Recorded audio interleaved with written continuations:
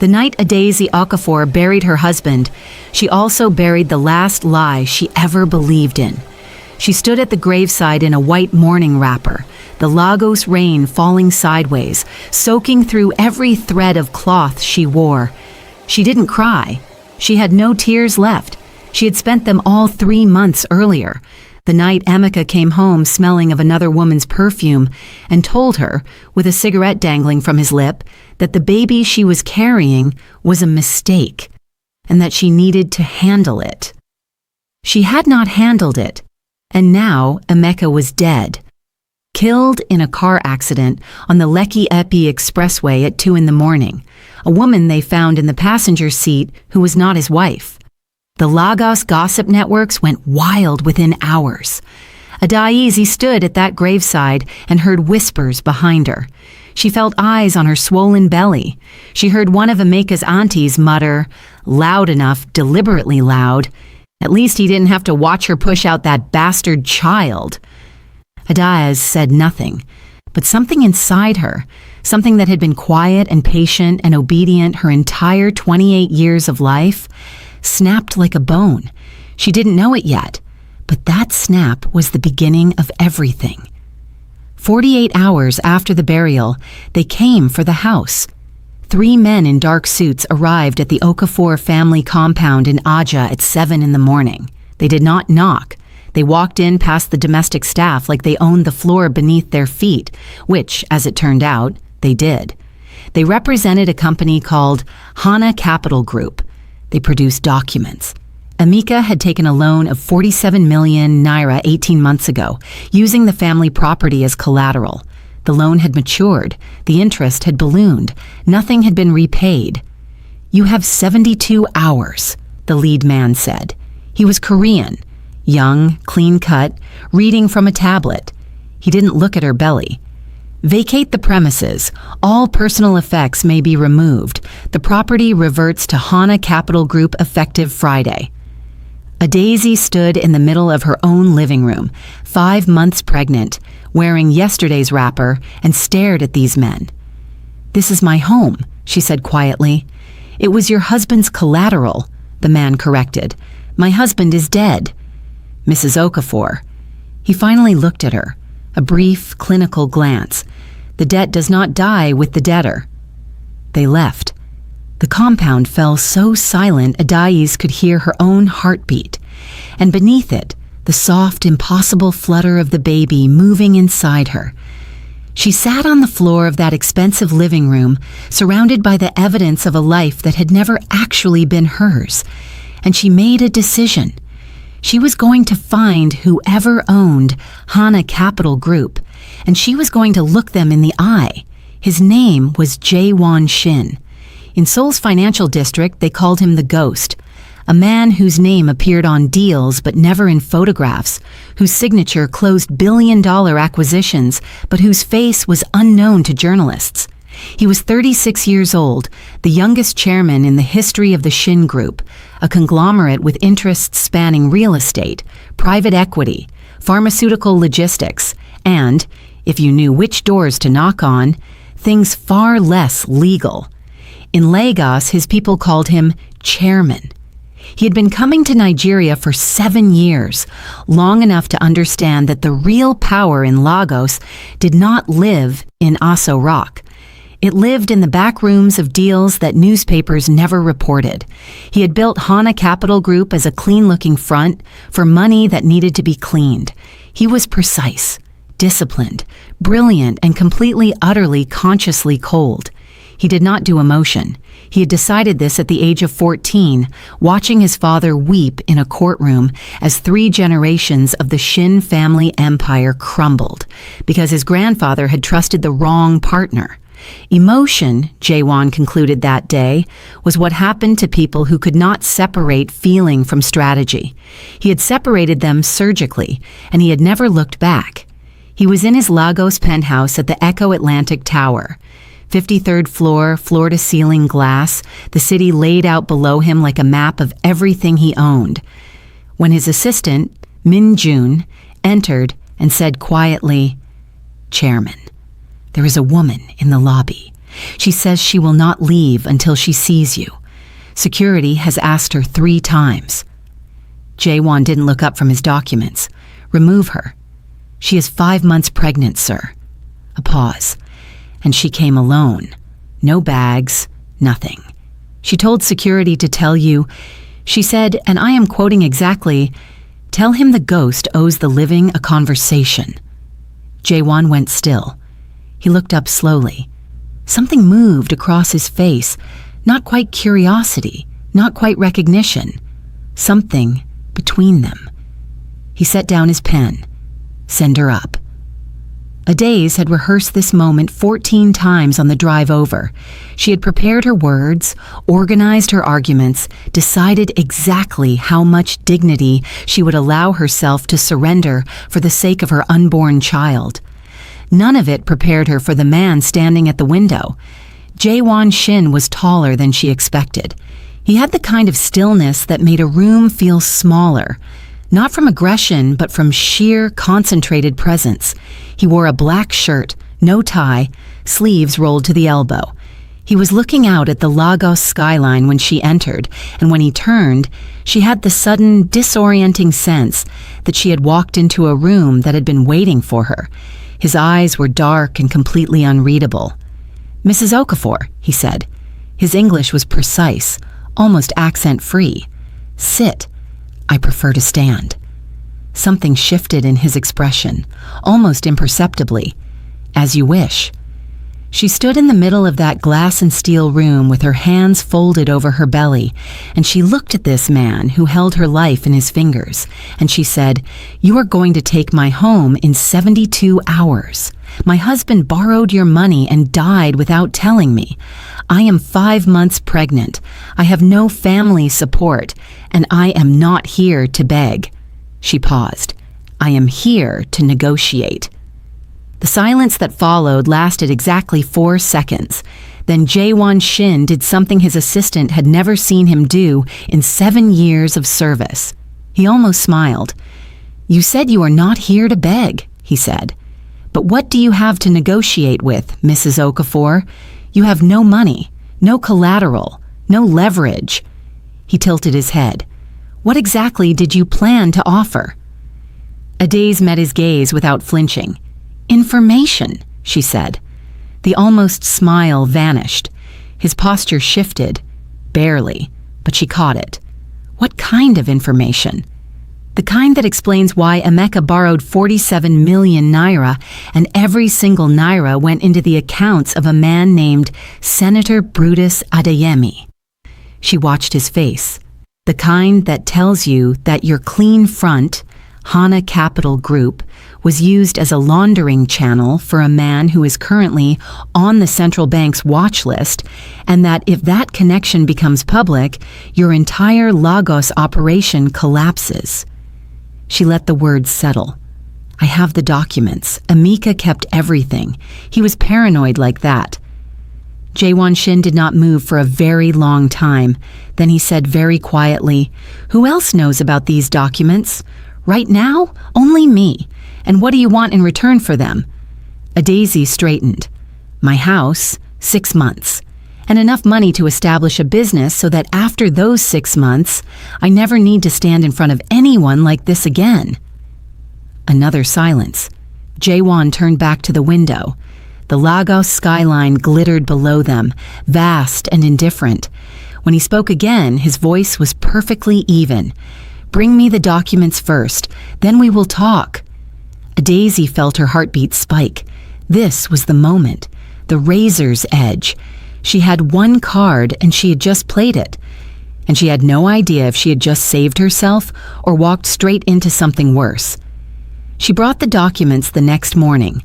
A USB drive, a leather-bound folder, 17 pages of transaction records, correspondence, bank routing confirmations, the full ugly architecture of a money trail that implicated not just Senator Adeyemi, but 3 government contractors and a Lagos state official whose name appeared in every newspaper as a reformer.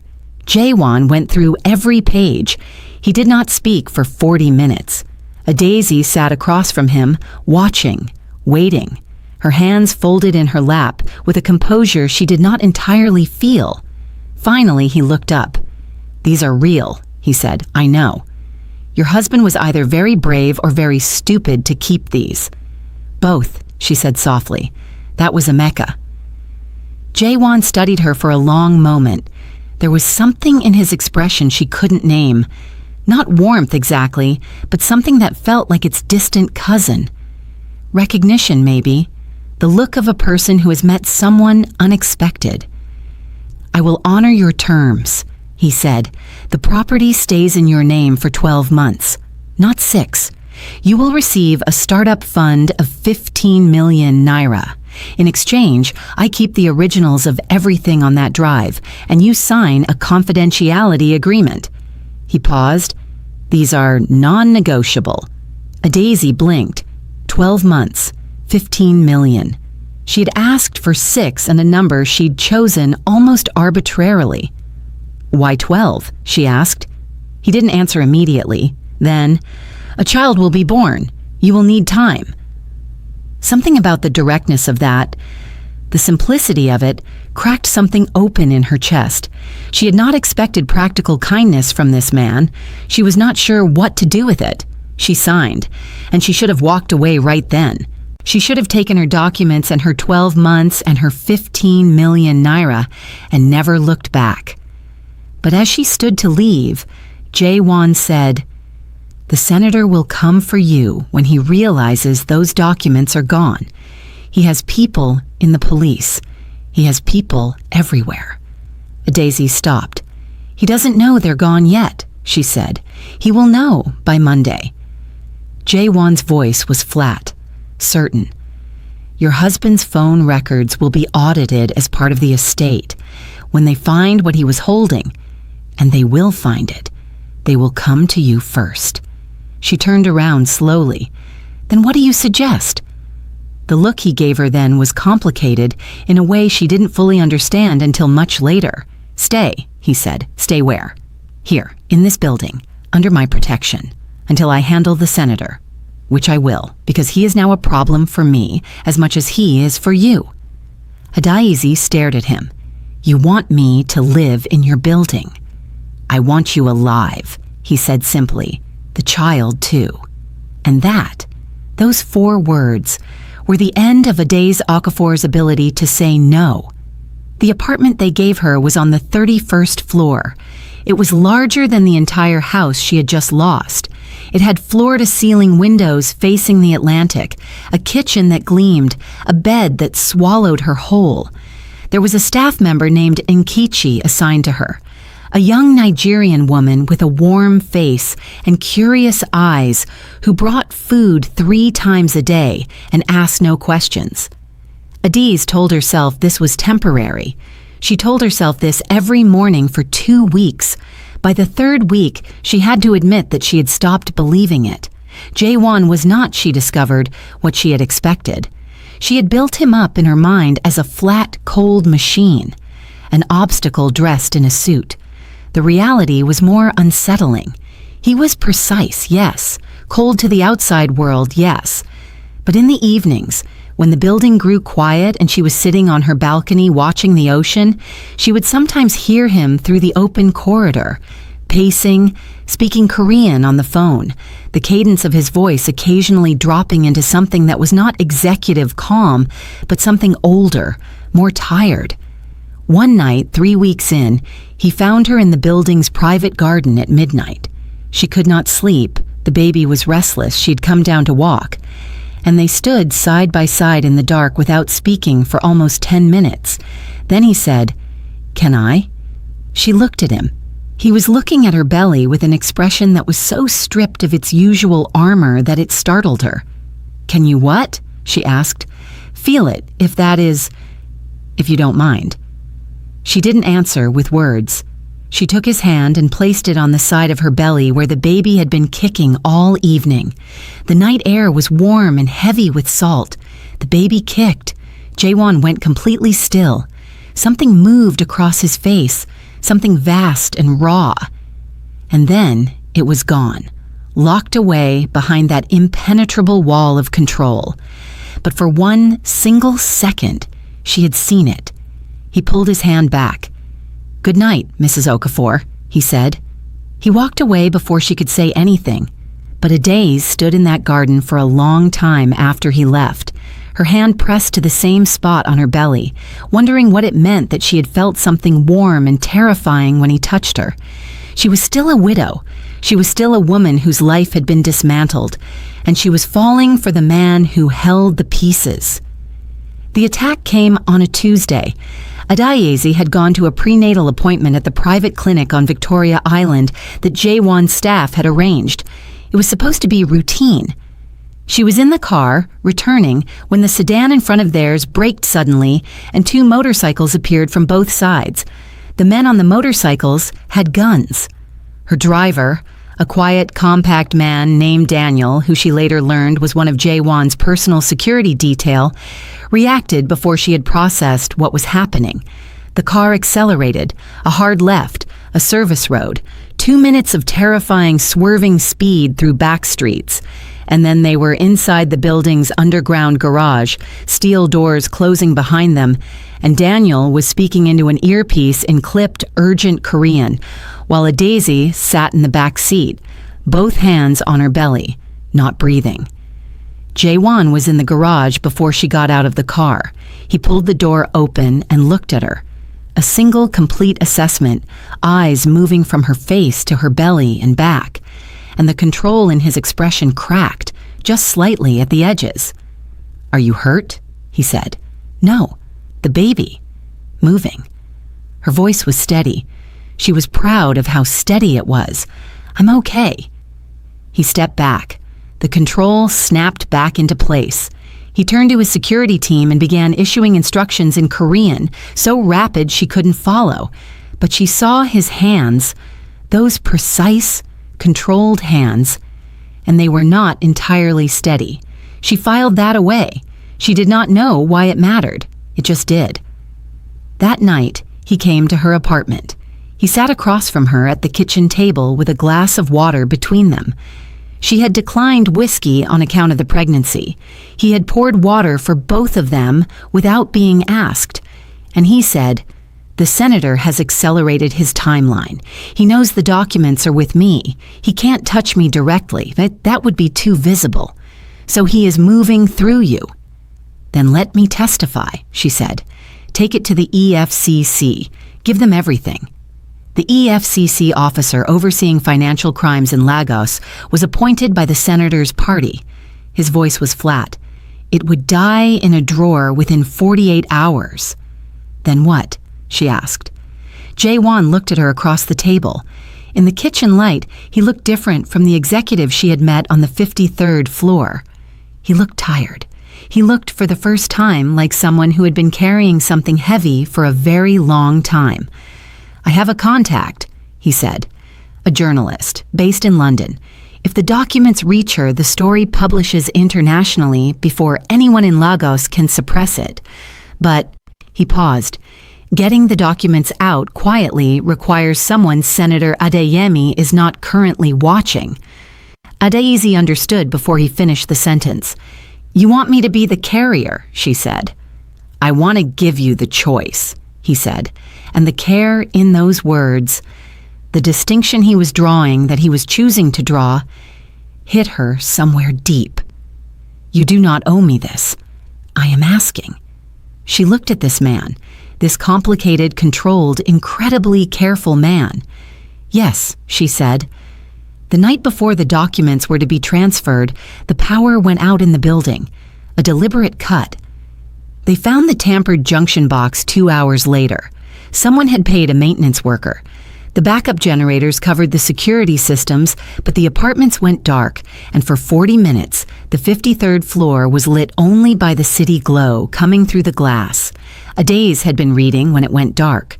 She used her phone torch and made her way down the corridor, some instinct pulling her upstairs toward the one person in this building she trusted. She found Jae-won standing at his window, looking out at Lagos, a glass in his hand. "You should be in your apartment," he said without turning. He had heard her coming. He always heard things before others did. "I didn't want to be alone," she said. It was more honest than she intended. He turned. In the dark, with only the amber light of Lagos behind him, Jae-won Shin looked like something out of a world where categories did not apply. Not just powerful, not just beautiful though he was, in that sharp-planed, severe way she had been carefully not thinking about. Something else, something that felt dangerous for an entirely different reason than his money. "Adaeze," he said, and it was the first time he had used her name, just her name, no title, and the way it landed in the silence was like a stone dropping into still water. "Yes," she said. He crossed the room. Slowly. He stopped in front of her, close enough that she could feel the warmth radiating off him in the dark. And he reached up and tucked a strand of hair behind her ear with a gentleness so at odds with everything she knew about him that she forgot, for a moment, how to breathe. "After tomorrow," he said quietly. "What do you want?" She looked up at him. "What do you mean?" "After the senator is handled, after the documents publish, after you are safe." His hand dropped. "What do you want your life to look like?" No one had asked her that, not ever, not in her entire adult life. Emeka had told her what her life would look like. Her parents had told her. Society had told her. No one had ever stood in front of her in the dark and asked what she wanted. Her eyes filled. She hated them for it. She looked away. "I want to be free," she said. "I want to know that my child will never have to stand in someone else's lobby asking for their own life back." She swallowed. "I want to stop being someone that things happen to." Jae-won was quiet for a long moment. "Then stop," he said.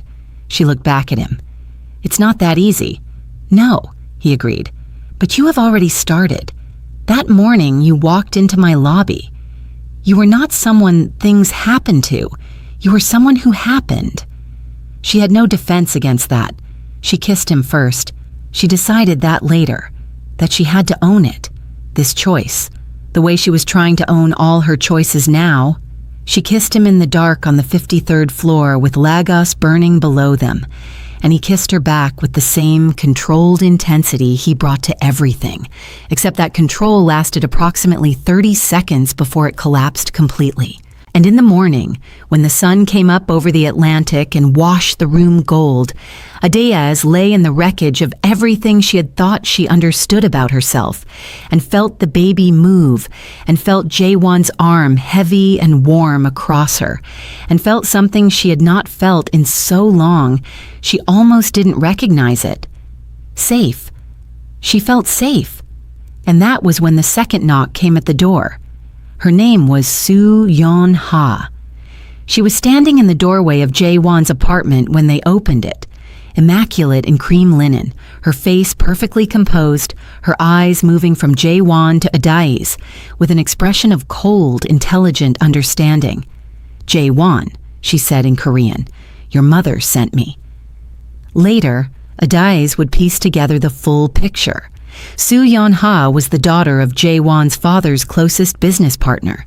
There had been, 7 years ago before the Lagos years, an understanding between their families, not an engagement exactly, but a direction, a gravitational pull that everyone in both families had been treating as inevitable. Jae-won had never corrected that impression. He had simply left, come to Lagos, built an empire, and never mentioned it. Soo-yeon was not cruel. That was what made it complicated. She was direct and she was cold, and she was clearly a woman who had been told certain things were hers and had organized her life accordingly. But she was not cruel. She looked at Adaeze with the expression of a woman doing a calculation, not a woman sharpening a knife. "I see," was all she said. Jae-won did not say anything for a moment that stretched too long. Adaeze saved everyone the trouble. "I'll be in my apartment," she said, keeping her voice even. She picked up her phone from the kitchen counter. She walked past both of them without looking at either. She made it to her own floor before her hands started shaking. She sat on the edge of the beautiful bed in the beautiful apartment and pressed her palms flat against her thighs and told herself all the true, sensible things. She had known this man for weeks. She was a pregnant widow. He was a billionaire mafia boss with a woman from Seoul who had flown halfway across the world for him. Whatever had happened last night was not a promise. It was a night. She was a grown woman. She could survive a night. She told herself all of this.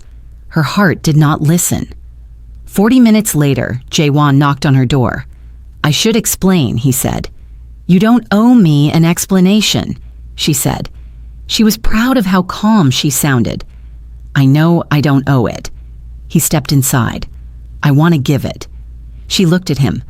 "Soo-yeon and I—" He stopped. Tried again. "Our families have expectations. I have never formally agreed to them. I should have made that clearer. To her. To my family." His jaw tightened. "I am making it clear now. Jae-won." Adaeze looked at him steadily. "I am 5 months pregnant with another man's child. I have been in this building for a month. I am not—" She searched for the right word. "I am not a reason to destroy something that was already arranged." "You are not destroying anything," he said. "I am making a choice." "And your family?" Something dark moved through his eyes. "My family does not choose for me." A pause. "They tried that once. I was 14. I watched what it cost us. I will not give them that power again." Adaeze held his gaze. She wanted to believe him. She could feel how much she wanted to believe him, and that wanting scared her more than Senator Adeyemi, more than the gun-carrying motorcycles, more than anything. "We get through tomorrow first," she said finally. "The documents, the transfer. Then we talk." He nodded. "Then we talk." Neither of them slept. The transfer plan was simple. Adaeze would carry a modified phone containing the encrypted documents to a meeting point at the Radisson Blu on Ozumba Mbadiwe Avenue, in a public space surrounded by people, where a woman accompanying a foreign journalist from London would cause no suspicion. The journalist, a woman named Claire Osei, half Ghanaian, London-based, who Jae-won trusted with absolute precision, would take the device, verify the contents, and send the initial dispatch to her editor simultaneously. Once the story was filed, it was out. Unstoppable. Senator Adeyemi could not unpublish an international exposé. What the plan did not account for was Min Jun, Jae-won's assistant, quiet, efficient 7 years of flawless service, had been on the senator's payroll for 11 months. The betrayal was discovered at 9:14 in the morning, 18 minutes before Adaeze's car was supposed to leave. A routine security sweep flagged an encrypted outgoing message from Min Jun's personal device.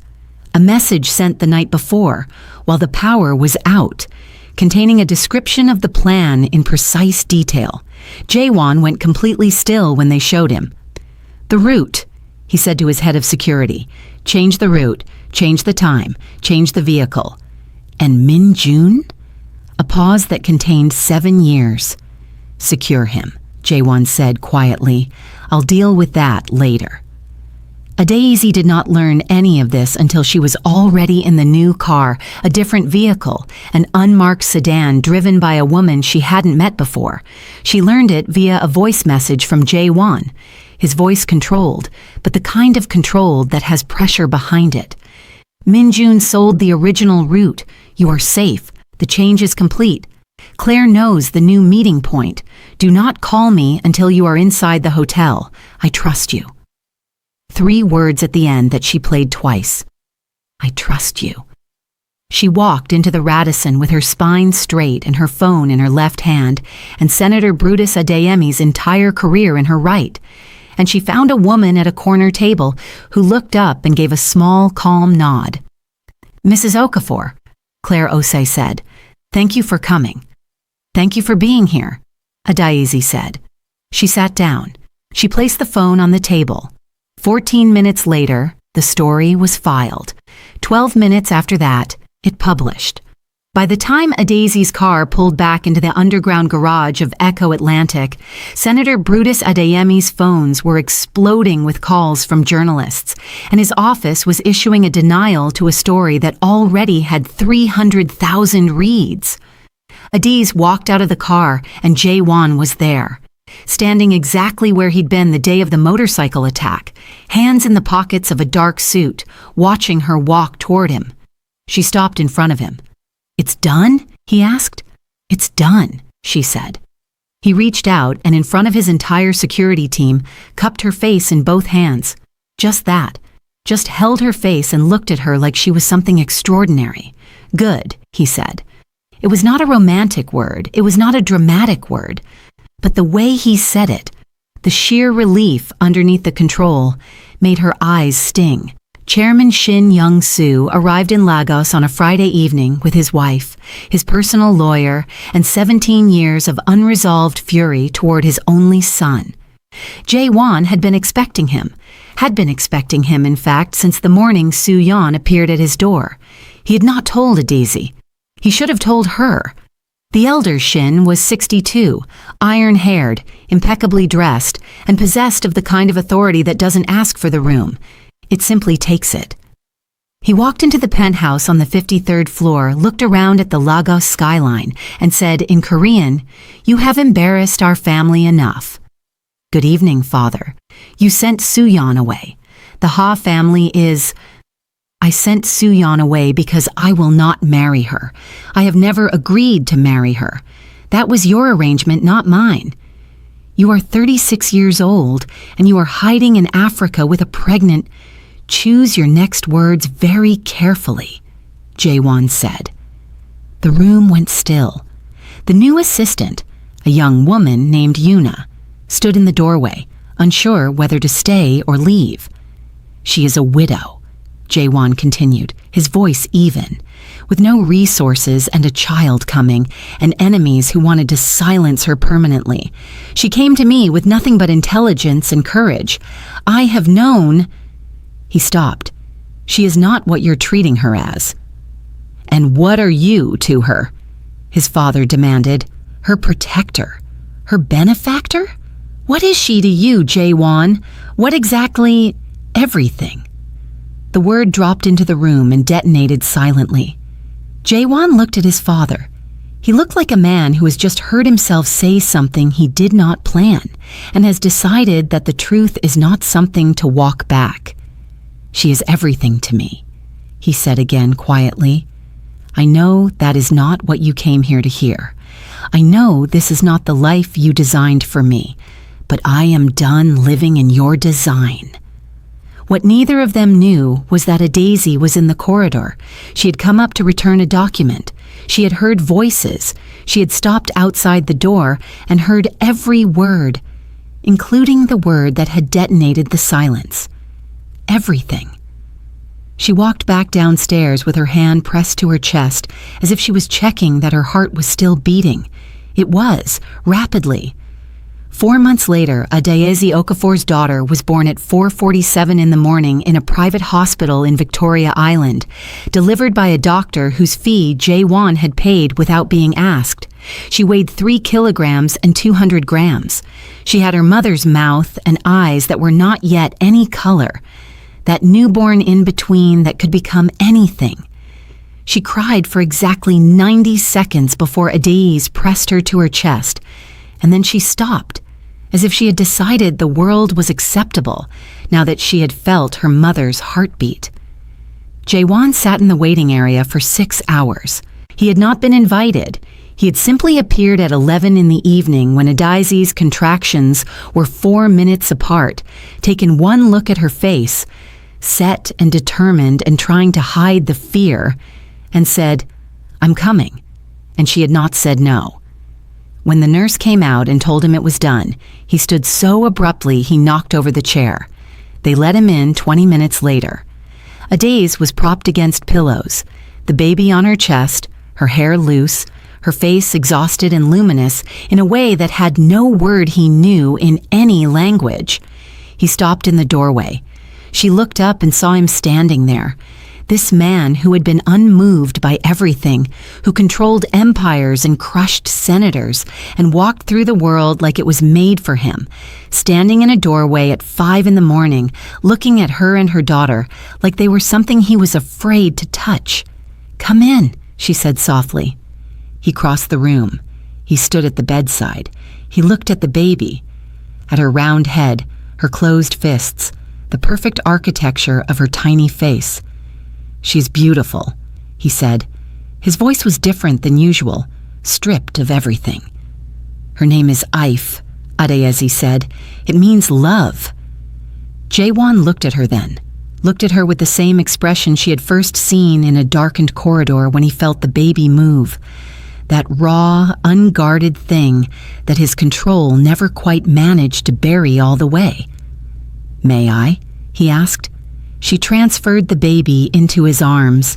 Jae-won Shin, chairman of the Shin Group, architect of international corporate empires, man who had never, by his own admission, chosen to feel anything he couldn't control, stood in a hospital room in Lagos holding a 3-hour-old baby girl as if she was the most important thing he had ever been asked to carry. And the expression on his face in that moment was, Adaeze thought, the most beautiful thing she had ever seen. 3 months passed like water over stone, gradually smoothing, gradually changing the shape of everything. Senator Adeyemi resigned from public office 11 days after the exposé published, citing health reasons. The EFCC opened an investigation. 4 officials were questioned, 2 were arrested. The money trail that Emeka had unknowingly documented, the ledger of his own complicity and his fear and his secret record-keeping, became, in the end, the instrument of justice that outlasted him.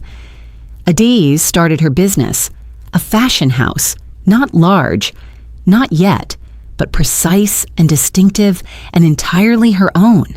She worked from an office on the 28th floor of the Echo Atlantic building that Jae-won had offered, and she had almost refused until she calculated the overhead and accepted. She and Jae-won existed in a careful orbit of each other that was not quite a relationship and not quite not one. They had dinners. They walked in the garden at night. He played Korean lullabies through his phone, sitting in the chair by the crib while Ife slept. He did this without being asked, without ceremony, as if it were simply something he had always done. Adaeze watched him and felt something growing inside her that she could not name until the night he sat across from her at the kitchen table, in exactly the same positions they had occupied months ago, when he had first told her about the senator and said, "I want to ask you something." "Ask," she said. "I want to ask you to stay." He paused. "Not in this building, not under my protection, with me, as mine." Another pause. "As my wife. If you would consider Jae-won," she said. He stopped. "Your family," she said. "Soo-yeon, the arrangement. Your father came here to bring you back to all of that." And I told him no. His voice was steady. "I told him no, Adaeze. I have told them. There are consequences. There will be consequences for the family business, for certain partnerships, for things I am prepared to handle. None of it changes what I'm asking you." She looked at him across the table, at this man who had taken a threat and turned it into protection, who had taken a stranger and learned her name by heart, who sat in the dark with her baby daughter and played lullabies and never once made her feel like she owed him for any of it. "I am someone else's widow," she said quietly. "You are Adaeze," he said. "That is who you are." Her eyes filled. She pressed her lips together. "I am also the mother of a child who deserves stability," she said. "Not a story, not a romance. Stability. I know." He leaned forward slightly. "So, am I asking impulsively? No. I have thought about this for 4 months. I have thought about what Ife needs and what you need and his jaw tightened, what I need, which is something I have not said aloud before now." He met her eyes. "I need you, both of you. I need this. I am not good at needing things. I am asking anyway." Adaeze looked at him for a long time. The silence stretched. Then, very slowly, she reached across the table and took his hand. She said yes on a Tuesday, which she would always find funny. That the biggest moment of her new life happened on the most ordinary day of the week. She did not say it with fanfare. She said it simply across a kitchen table, with Ife asleep in the next room, and Jae-won looking at her like he was bracing for something he expected to hurt. "Yes," she said, "I'll stay." He exhaled, a long, slow exhale that carried something he had been holding for months. But yes, she would learn, at a price. The Shin family's response came in the form of a lawsuit, filed in Seoul's commercial court by the Ha family, claiming breach of an informal betrothal agreement. It was legally thin and mostly symbolic, but symbolism in the world of Korean conglomerates was not trivial. It created noise. It created doubt. Several of the Shin Group's Seoul partners began making quiet inquiries about the stability of the company's leadership. And then came the article. A Korean entertainment gossip site, the kind that operated at the intersection of tabloid and legitimate financial news, published a piece. It sourced anonymous insiders and described Adaeze as a manipulative Lagos divorcee who had used a pregnancy to trap the Shin heir. It included a photograph of her that had been taken without her knowledge, leaving the Echo Atlantic building. Adaeze read it at 7 in the morning with Ife on her lap and felt something cold move through her. She didn't cry. She called Jae-won. "I've seen it," he said immediately. "It will be taken down. Our lawyers are—" Jae-won. Her voice was quiet and absolutely clear. "Is this going to keep happening?" A pause. "Adaeze, because if every decision you make for us causes damage to the company you built, to your family's legacy, to things that matter, if I am a liability every time you choose me—" She stopped, started again. "I need to know that you have considered fully what this costs." "I have," he said. "Then tell me. Tell me what it costs, and tell me you have decided it is worth it. Because I need to hear you say it out loud, Jae-won. I need it to be a real decision, not a beautiful impulse." The silence on the line was long and dense. Then, "The Ha family lawsuit will be settled. The article will be retracted. My father and I will have the conversation we have been avoiding for 20 years. And it will not be comfortable, but it will be final. The Shin Group will survive this. It has survived worse." His voice dropped. "And in exchange for all of that, in exchange for a fight I have chosen and will finish, I get to wake up in the same house as you and Ife. I get to be the person you call first. I get to be—" He paused. "I get to be part of a life that is real, that is mine, that I chose, not arranged, not strategic, mine." He paused again. "That is what it costs. And yes, it is worth it." Adaeze pressed the phone to her ear. Ife gurgled on her lap. Outside the window, Lagos was waking up, noisy and enormous and indifferent. "Okay," she said softly. "Okay." The confrontation with Chairman Shin happened on a Thursday night in the Echo Atlantic penthouse, with Adaeze present, because Jae-won had asked her to be, and because she had decided she was done being absent from conversations about her own life. The elder Shin arrived with his lawyer. Jae-won sat at the head of the table. Adaeze sat beside him, not behind him, not in a corner, but beside him, with Ife asleep in a carrier against her chest, which she knew was slightly absurd in a corporate negotiation, but which she refused to change. "This is who you are choosing," Chairman Shin said in Korean, looking at Adaeze. His lawyer translated, "A woman with a dead husband, another man's child, no family backing, no social standing in our world." "Father," Jae-won said. Adaeze put her hand on his arm. "Let him finish," she said. The elder Shin looked at her, properly looked at her, perhaps for the first time, surprised by the calm. I will tell you what Adaeze is, she said, still in English, waiting for the translation. She is a woman who walked into a room full of power, with nothing but evidence and nerve, and refused to be erased. She is a woman who carried a child alone through the worst months of her life, and came out with a business, a plan, and a daughter who will grow up knowing what it looks like to fight with dignity. She looked at Chairman Shin steadily. I am not nothing. I may not be what you designed for your son, but I am real, and I am here, and I am not leaving. The room was very quiet, as if on cue, made a small sound, not a cry, just a sound, a small announcement of presence. And Adaeze looked down at her, then back up. Jae-won was looking at his father. Something was moving through the old man's face, a complicated, layered thing. And it was not what Adaeze expected. It was not fury. It was something older than that. It was recognition. Chairman Shin had built the Shin Empire from a collapsed foundation at the age of 22, with nothing but intelligence and will. He had fought for every piece of it with his bare hands. He knew, perhaps better than anyone, what it looked like when someone refused to be erased. He looked at Adaeze for a long time. Then he looked at his son. She speaks for herself, he said, in Korean, which Jae-won translated quietly for Adaeze. She speaks for herself. That is a woman. It was not a concession. It was not an embrace. It was not the beginning of warmth, but it was the beginning of respect. And in the Shin family, that was where everything started. The dress was ivory, not white.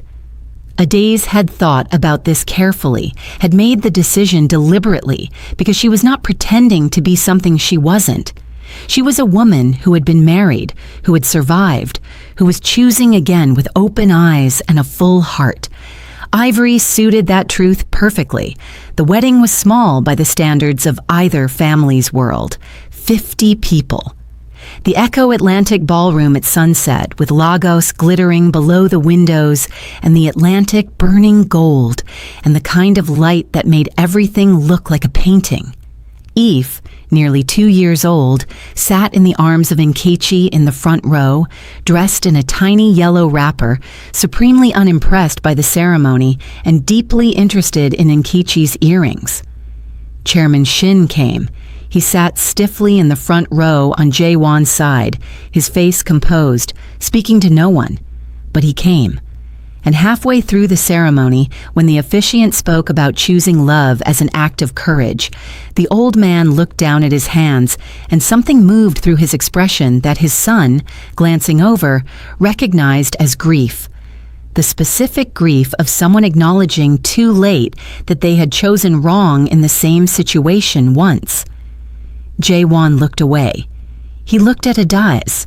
She was looking back at him with those clear, steady eyes, those eyes that had looked at him in his lobby without fear, that had looked at his father without apology, that had looked at their daughter the night she was born with a love so enormous it had made the whole room feel small. I, Jae-won Shin, he said, his voice perfectly steady, take you, Adaeze, as mine. As you have been from that first morning, as you will be for every morning I am given after this one. She smiled, not the careful, composed smile she had worn like armor for the past year of survival. A real smile. The one he had been working toward since the night in the garden when she first let him see it. I, Adaeze Okafor, she said, take you, Jae-won, not because I needed saving, because you were worth choosing. From the front row, I have chose this exact moment to emit a sound of loud, jubilant approval. The room laughed. Even Chairman Shin's mouth did something that was almost a smile. 6 weeks after the wedding, Adaeze sat in a private clinic on the 3rd floor of Victoria Island's most discreet medical building and listened to a doctor say words she had not expected to hear for a very long time. Mrs. Shin, you're pregnant. She sat with that for a full 30 seconds. She thought of the night the power went out. She thought of the 53rd floor and the Lagos skyline, and a man whose control had collapsed for one unguarded night before anything was formal, before anything was certain, before she had said yes to any of it. She thought, he is going to be so... She didn't finish the thought. She was already smiling. She told him that evening. They were in the garden. Their garden now, she had started thinking of it that way. The same garden where he had first touched her belly and felt Eif move. The same garden where she had first understood that she was in danger of loving him. She didn't say it dramatically. She just handed him the small white paper from the clinic. He read it. He went very still. She watched him read it twice. Then he looked up. His eyes were bright. Not the cold bright of a man calculating. The other bright. The raw, helpless, overwhelming bright of someone receiving news that makes them understand, without warning, exactly how much they have to lose and exactly how much they have to love. "Adaeze," he said. "I know," she said. It was... He laughed, low and disbelieving. It must have happened during those first weeks after the wedding. "Those first weeks after the wedding," she confirmed with a smile. He crossed the space between them in 2 steps and pulled her into his arms and held her. Not the controlled, careful contact of a man managing his exposure, but the full, unmeasured hold of a man who had decided that some things were worth being open about. "Now you are truly mine," he said into her hair. "Both of you, all 3 of you." She laughed, the real laugh, the full one. "All 3 of us were already yours. That's not how it works." "I know." His arms tightened. "I just needed to say it out loud." Lagos moved below them, that ancient, enormous, indifferent city that had watched her bury a husband and lose a house and walk into a lion's den and walk back out with her head up. That had given her enemies and allies and a daughter and a love she had not seen coming.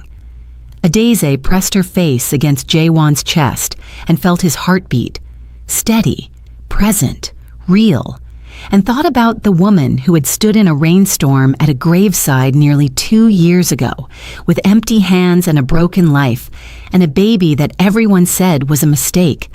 That woman had walked into a building. She had negotiated for her own life. She had not begged, and she had come out the other side, not saved, not rescued, chosen, which was entirely different. Above them, from the window of the apartment, they could hear Ifa starting to fuss in Nkechi's arms. The building cry that meant hunger or tiredness, or simply a loud opinion about the world. Jae-won pulled back. "She's calling." "She's always calling," Adaeze said, but she was still smiling. They walked back inside together, into the noise and the light and the life they had built from the wreckage of a lie, from the ashes of an arranged world, from the small, improbable courage of a woman who had walked into the lion's den and refused to be eaten. 2 years later, a reporter from a Korean business magazine visited the Lagos offices of the Shin Group's Africa division. She was writing a profile of Mrs. Adaeze Shin, whose fashion house had expanded to 4 cities in 18 months, whose name was appearing on shortlists for Africa's most influential entrepreneurs, whose face was becoming, in a quiet but irreversible way, a symbol of a particular kind of story, the woman who negotiated when others would have collapsed. The reporter asked her, at the end of the interview, how she would describe the past 2 years. Adaeze thought for a moment. Across the glass and steel office, she could see Jae-won through the window of the adjacent conference room. On a call, that familiar stillness about him, the look of a man who had organized the world according to his will. But as she watched, he glanced up, saw her looking, and gave her something that a person who didn't know him well might have missed, a small private lift of the corner of his mouth, just for her. She looked back at the reporter. "I would describe it," she said, "as the beginning." In the nursery down the hall, Eve, running now, fierce and curious, and built like a force of nature. was arguing loudly with the nanny about something with an authority that suggested she had inherited the best qualities of both her parents. And in the small room beside it, in a bassinet that Jae-won had chosen himself from a Seoul craftsman 3 weeks before the due date, slept a boy. His name was Seon, a Yoruba name chosen by Adaeze, meaning God has done it. His father had not argued about the name for even a second. He never did, with the things that mattered to her. That, Adaeze thought, was love. Not the version she had been sold, not the version she had grieved. The real version, inconvenient and complicated and chosen every single morning. Not because it was easy, but because both people had decided that the alternative was not living at all.